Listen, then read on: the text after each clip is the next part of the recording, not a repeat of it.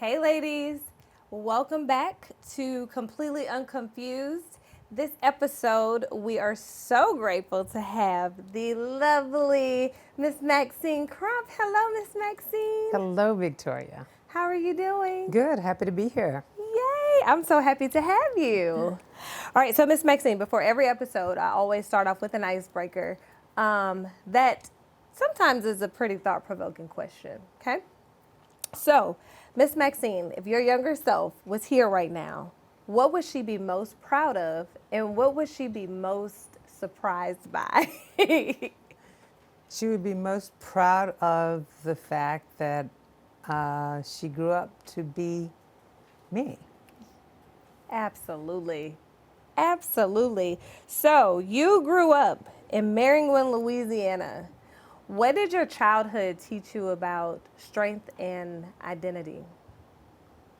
I was the oldest girl, so I have a brother 1 year older than me, Okay. and he resigned the position of the oldest. Okay. Typical for boys. So I learned that the oldest gets told right away, you're responsible for being a model. It's not said in those words, but when your parents say to you, well, you're the oldest and you should know better, then you start to think, well, let me develop these skills because I don't think I have them and I want to do this job. So the first thing you learn is that if you're in that position of being the oldest girl, then you model knowing better, as they say. So it's a beginning of helping me understand that I have accountability to myself and to others. Tell me about education growing up in Maringouin. How was that for you? When I was born, my parents did not know they would be able to send me to high school because there was no high school in my hometown. Okay. And a minister, Reverend Thomas Adolph Levy, that year was the one who started raising funds so there would be a high school. So by the time I was, well, in 1953, the high school opened. So by the time I was ready to go to high school, there was a high school. Oh, what was this high school? Was it Maringouin High School? It was in three communities Okay. in Iberville Parish. Okay. They were communities next to each other, Maringouin, Rosedale, and Grove State. Okay. So those three communities fed into that high school. So for those of you who are not familiar with Miss Maxine is the first of very many, not just the first girl in her family. She was the first black girl to integrate LSU. She was the first black girl to live in LSU's dorms. She was the first DJ, period, first female DJ, period, in Baton Rouge, Louisiana. And she was the first black news anchor in Baton Rouge. Wow. Female, Female, and a male. black female news anchor in Baton Rouge. Wow, that is amazing. Do you feel the pressure of being a trailblazer in every space that you walk in? Like, what does that feel like to open so many doors that you've opened? It feels like they weren't locked. Yeah. I didn't knock them down. There were other people who had done that before me, and so I stand on the shoulders of many honorable trailblazers. Yes. I walked through the doors that were open. I may have been the first to walk through that door, Yes. but it was open already. So I read an article once where you said that your father once said that black families were paying taxes for a school they could not attend. How did his words plant a seed in you for change? It was why I went to LSU, because the first year that the undergrad, that a black person could go to undergrad school at LSU came as a result of a lawsuit that was filed. The civil rights law had passed, but LSU had still not opened its doors. And Yes. so Dr. Dupuy Anderson filed a lawsuit in the name of his daughter, Freya Anderson. And that's how LSU was open. And so my dad said, would you like to go to LSU? And it's like, yes. And I was thinking, I'll get to take advantage of the taxes my dad paid to go to the state school. Yes, yes. And so how was that for you?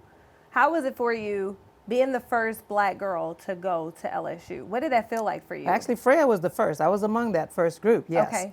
To be the first to live in the dorms. Yes. How was that for you? It was so normal to me because I'm going to put it in the context of the times. Okay.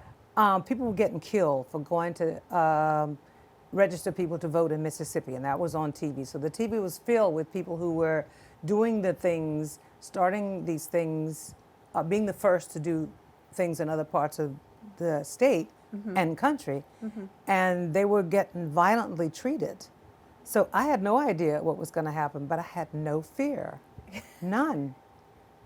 But I've kind of been like that, and my dad's kind of fearless too. Yeah. So I had no fear. In fact, when I walked into the dorm and I looked back to say bye to my parents, they had this worried look on their face. I'm thinking, why are they looking like that?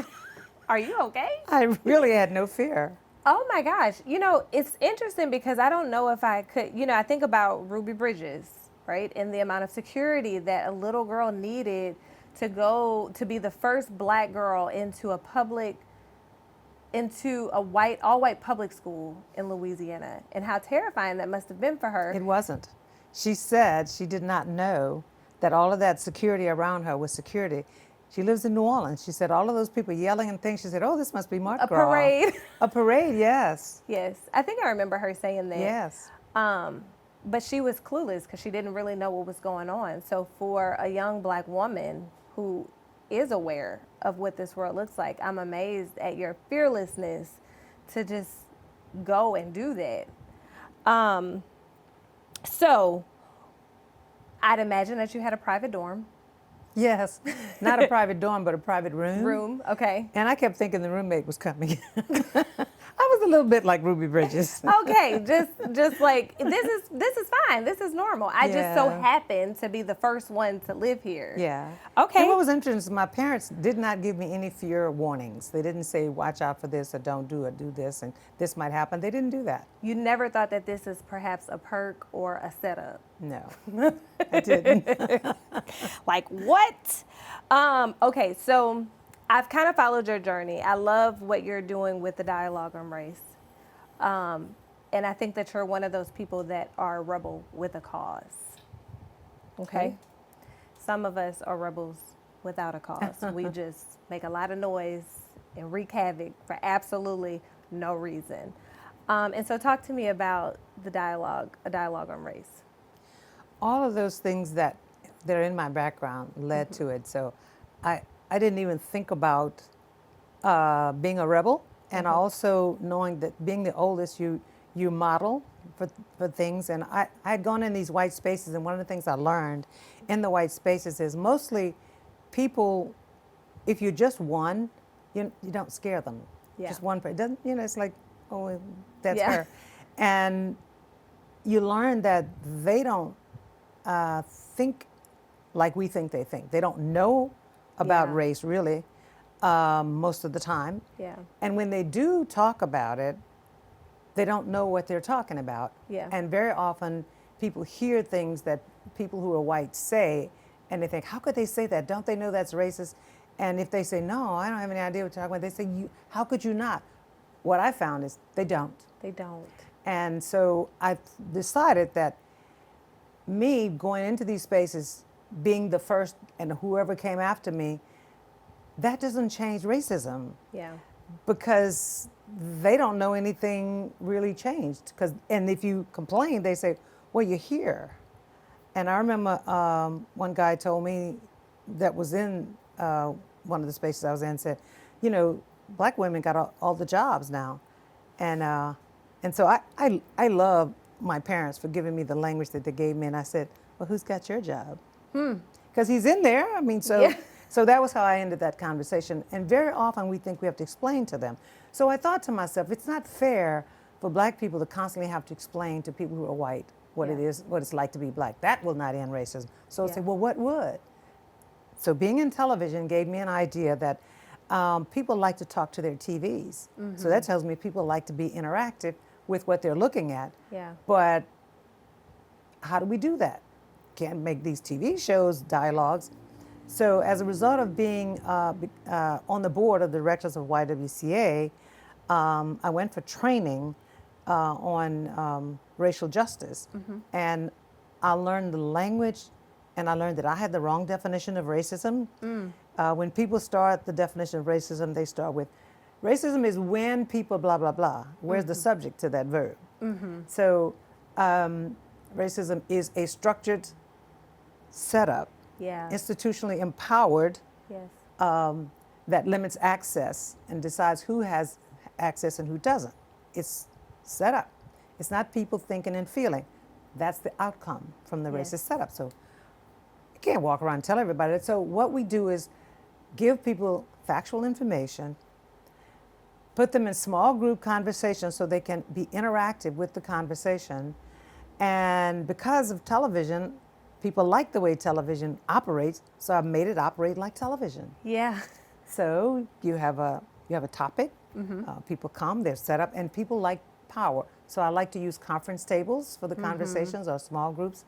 And so it's a way of talking that allows people to be in a space and facilitate the conversation with factual information and define terms. And so when they start talking, they have something to talk about. They know what they're talking about, and they're surprised that other people in the room can talk because they have the same information that's sent to them. And even people who are white say, I'm afraid I'm going to say the wrong thing. And the facilitator said, what did you want to say? And then they say it, and no one says it's stupid. They just respond to it and talk about it. And it's not about how people feel.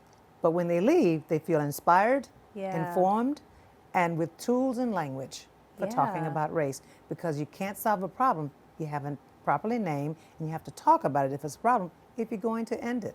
So I set up a structure that I thought would help people talk through a problem that we all have inherited, and that we the people get to say what kind of country we want to live in. And so through this process, you're doing it. And even if you didn't leave solved that day, and some people say, well, what does this solve? Well, the right kind of talk does solve problems. And it's a little at a time. When you look back and you say Ruby Bridges, and I'm part of Ruby Bridges' legacy too. And all of us have benefited from it. So every little thing counts. And so it does make a difference. It doesn't have to happen the day of the event. It just builds. I love the concept of helping people to understand truly what racism is and also what it is not, and how some people can be racist and not even know that they are, mostly because they're just ignorant to how we grew up, and they've only learned in their own little bubble, and we've only learned in our own little bubble. And so The bubble was the systemic setup. Yes. When the country decided from the beginning, what are we going to do in the founding documents? What are we going to do with the people that were already on this land as we say this is a country free for all? What is your favorite part about watching these conversations unfold? Oh, watching people get the lights that come on that say, I didn't know that. Oh, I Yes. see, I get it. Yes. And then they can tell stories that when whatever event happened, and they say, I thought that meant this. Like one woman said, and we were talking in a dialogue about the Alton Sterling shooting and the protest that followed, and she said, whenever I heard the word protest, I always thought that means negative. And she said, sitting here, I now know I did not know all of the background and what leads people to take to the streets and protest, and how they're raising their voices to be heard about something that they believe is unjust, injustice. Yes. So a while ago, when there was issues about Ole Miss's school flag, Ole Miss school flag being the Confederate flag still, there was a few girls that I had known for some years, some white girls who were like, I don't understand what the big deal is. And you know, a few weeks later, one of the young ladies actually came back on Facebook and she said, the reason why I never had a problem with the Confederate flag and why I never knew anything was wrong with it is because when I was raised, when I was growing up, it was a symbol of Southern charm, or, you know, this flag communicated that I'm a Southern belle. I didn't realize, or she didn't realize, the damage or the meaning behind what that flag meant to Black people. And so with that, you know, she's like, I still will carry a sense of pride as a Southern belle, but it doesn't have to be at the demise of someone else. And so that was actually a beautiful revelation that we saw her have publicly. But I find that not so often, even when people have those revelations, they're not bold enough to say this out loud. And so how do you get people to come to a table and talk about this? They register. We don't send for them. They register and say they want to come talk. Yeah. And they do. Okay, so when George Floyd's murder happened, you said that the interest exploded. How do you hold space for others while also protecting your own peace? Oh, to me, it is my peace to hear people speak openly and honestly. Yeah. I can feel myself just opening up inside when I can hear honest conversations. I Yeah. remember a woman came to me, it was some school program where they wanted them to have the experience of a mentor. And Yeah. so she was just supposed to come and talk with me. And the first thing she asked me was, do you get tired of talking about race? And I said, no, I was tired of not talking about it. Yeah. People whisper about it today. They still Yeah. whisper, they lower their voices when they have to say white people or black people. Yes, they do. And so I'm tired of that. Yeah. You know, if nothing's wrong with it, why are we lowering our voices? Yeah. What are we hiding and who are we protecting? Yeah. The power of dialogue is the questions that are asked Yeah. in the dialogue. And many of the questions that are asked help people think through what they've been thinking, and they have their own revelations. No one has to teach you what's already inside of you. You just get to unpack it and say, oh, I see now. Is your goal with dialogue on race to end racism? Yes. Okay. And so tell me, what does that look like for you? Where we're no longer sitting at dinner saying, so I was out and there was a white lady. When there are no longer decisions and policies that are made that leave out people who are not white, Yeah. and that there are no longer policies, there are no longer practices that are continued from the original setup of protecting whiteness. Yeah. And so that eventually this can be a non-racist country. Yeah. When did you start to have these conversations? At home, Was at it dinner? at LSU? No. Publicly. Like, when did Publicly? you say, y'all, just say what you mean out loud? Like, let's talk about it. When did you become bold enough to start to publicly have these conversations? From home at dinner. Oh, At home, we talked about it openly. Remember, I grew up in Jim Crow. Yes. And I grew up in the Vietnam War, and when all Yes. these movements were happening. So we were starting to say these things openly because I was in a segregated community. Yeah. So you could talk openly. yeah. And then at LSU, there was always a group of people who were also talking openly, who were also part of protesting Yeah. and speaking up. And so there's always been a space for me to talk openly. Yeah. I'm just surprised that I forget that other people didn't have that space. Yeah. What frustrates you about this movement? The movement now Yeah. frustrates me is that people aren't taking it seriously. Yeah. They don't seem to think about the fact that during Jim Crow, when there was lynching going on, that there were people who knew it was wrong and didn't speak up. And so people aren't speaking up enough. We have a society that have convinced us that we need to keep it down, Yeah. keep it quiet. Yeah. And people are afraid to speak truth to power or Yeah. speak openly and raise their voices in protest Yeah. or with each other. Yeah. People are afraid because they'll go, I don't know how you really think about this, so I don't want to say Yeah. there's Instead too much of just of that. saying it. Yeah, we need Yeah. honest conversation. So with the current political climate and where it stands, do you feel like we're going back in a sense? Or do you feel like Black people are becoming more empowered to have these conversations because I refuse to go back? Okay, so in the first place, we're not going back. Yeah. We've already been back. It was just Yeah. underneath. Yeah. The political climate is not a new climate. It's Yeah. just now emboldened and out front the way it used to be during Jim Crow. Yeah. So in a sense, people call that we're going back there. It never ended because if it had, it couldn't have come back. Yeah. I think the thought that makes people think it's going back is that we thought that we were seeing so much progress, right? The country That's had the narrative. It was false. Yeah. False narrative. Yeah, absolutely. This country had seen its first Black president who did an amazing job leading this country, in my opinion. And I think that what we thought was about to happen actually fueled much more hate that I think is where we're thinking, are we going back? Right? Yeah, and that's a flawed understanding, following a flawed narrative, because Yes. people used to say, look, y'all can't complain now because you got civil rights, voting rights, and then the first president, and often the narrative is y'all can't complain now. Right. And so many people of color have also started to say the same thing. We can't complain now. Yeah. So we bought which the is narrative. Annoying. So that's the most frustrating for me, is how much we've bought the narrative that this is new, Yeah. and that it's somehow a novelty, Yeah. because now we can buy anything we want. The marketplace has made us feel free. Yeah. But this isn't a free country. When the decisions that are being made, for example, when they can make a decision to roll back Medicaid, for example, Oh my or gosh. cut Medicaid budget, Yeah. that's going to have a disproportionate negative impact on people of color Yeah. and older people of color. Yeah. Well, people of color, period, because Medicaid has to do with poverty.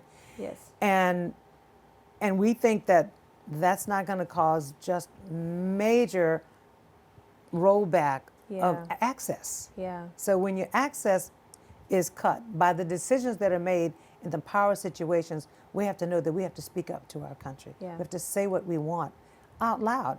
I mean, when I say that, people get nervous inside. What does she mean? Yeah. Decide for yourself what that means to you. If you sit by, this is one. People all the time say, my father was very much a civil rights activist.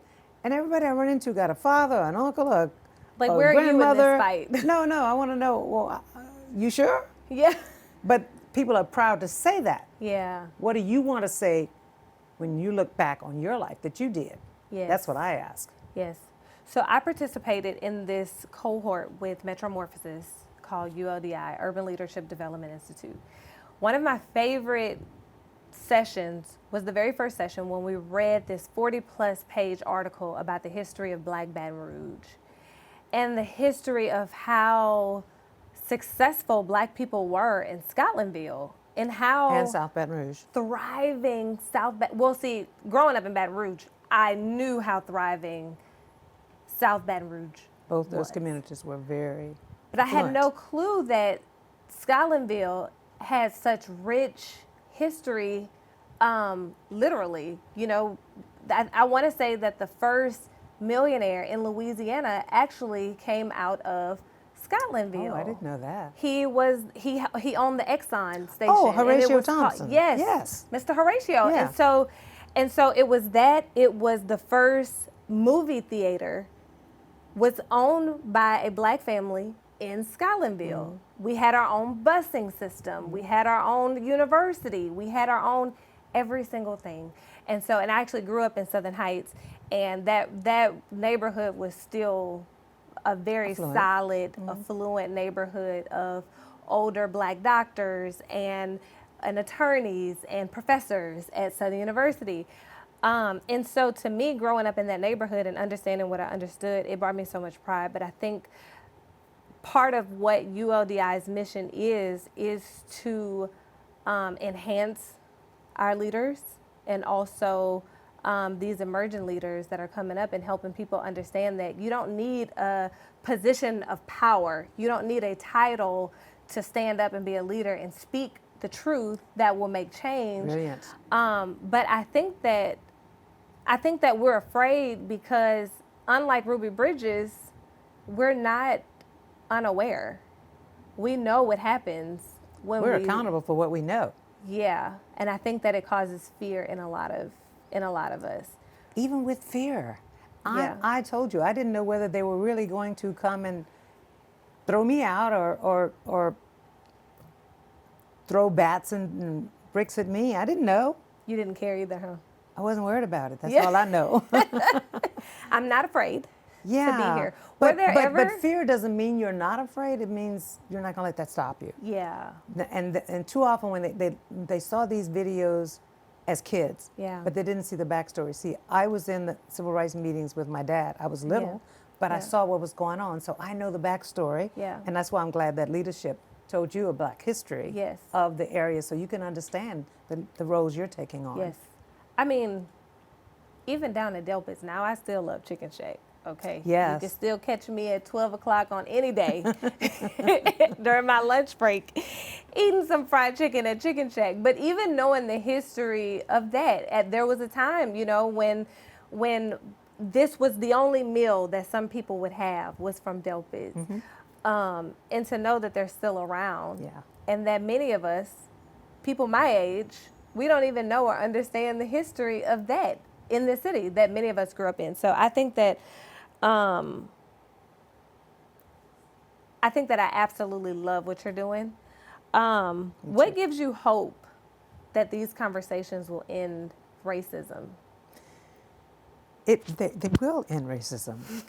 That's the hope. They will. Yeah. When people know better, they do better. Yeah. They absolutely do. Yeah. You hear people often in dialogue say, well, I just didn't know. If this country could remember one thing that you've taught, what is that? To have hope. Yeah. And to know that the founding documents are good, that this is the best project Yeah. for democracy in the history of the world here in America. Yeah. The documents are stellar. Yeah. We just need to use them Yeah. and start making decisions in line with what it means to be a citizen, an Yeah. American citizen. Not a white citizen, not a black citizen, Yeah. an American citizen. And that can happen if we live out the founding principles that Yeah. we claim to live by. Yeah. We haven't been living by them. We make decisions outside of them that are damaging and that keep this division that was set up from the founding. When they left out the natives on the land as citizens, when they left out the enslaved, that was the beginning of setting up the race construct. Now all have been included, but not in an equitable way. Yeah. Would you have been okay with if the world had remained separate but equal? No. You can't have a colony inside of a nation. Okay. Everyone on this land has to be a part of this nation. Yeah. If we're a colony inside of it, the colony is never going to thrive fully. But then it makes me think about Scotlandville.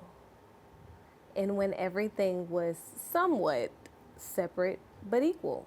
It wasn't separate by them deciding to be separate, though. Got It was it. forced segregation. There were laws and decisions made to where black people could live. And then when they started thriving, it was like, oh, absolutely not. Right. But also, people blame desegregation for the loss of those, their right, except it isn't better to stay in a colony than it is to have desegregation because we're in this country. We have to make this country work for all. Yeah. Yeah. And to your Not fight point, to go back to segregation. Yes. And also, to your point, you can't end it unless we all know truly each other, right? We No. can't end this. Yeah, we can end it without that. Traffic lights. You can't have better traffic unless everybody obeys the traffic laws. No, you still need the traffic laws because people do drive better with traffic laws. Without traffic laws, we would not have been able to have interstates and intersections, broad intersections. You have to have laws to make the traffic work better. It's not going to be perfect, Yeah. but we can have a healthier society Yeah. if we make it more equitable. If we make it more equitable. And it's, well, if we follow the equity that's already set out in being an American citizen. Okay, so teach me. I want to have a dialogue on race, all right? And I want to go maybe in the whitest space, and I'm like, I invite you all to have this conversation with me. Now, when we speak truth to power, when we speak what we really think, we're angry, right? Or we're considered to be that. How do we do that without being angry? You can be angry. Okay. How does this work when we're angry? When we're yelling, when it's not a peaceful, when the conversation doesn't feel peaceful, it doesn't feel like we're going to get to the end of this road. So How let me do start we with have what this makes people conversation? yell in white spaces. Okay. Because they have not been heard for a long time. Okay. And they're assuming, and it's just coming out because they're so frustrated. Okay. And they don't know what white people don't know. They think they know. So they think they're trying to get them, y'all stop being the way you are. Yeah. So you have to, in dialogue, we allow everyone to speak openly about what they think. Yeah. And once you hear people, then you know what to say to them. And then you'll be able to yell it and they'll hear you. Because in dialogue, a lot of times say, I thought people were going to be yelling at me. Yeah. But they do yell in there, and that's fine. And I never tell anyone they can't yell. It's just what the facilitation does with it. Yeah. The facilitation works to allow people to express themselves passionately, express their frustrations. But there's a format to the conversation that's facilitated, that provides space for people to speak how they want to without losing. What it is people are worried about people going off and losing control. That's what doesn't happen in dialogue. Okay. I really hope that I am living long enough to see the fruits of this labor. I see it every day. To see racism end. Fully. Fully Yes. end. Yeah. And I think that is possible. A powerful person who was a part of that was Martin Luther King. And what did he say in his last speech? I may not get there with you, Yeah. but I tell you, we will get to the mountaintop. We will get to the promised land. Yes. So we will. Yes.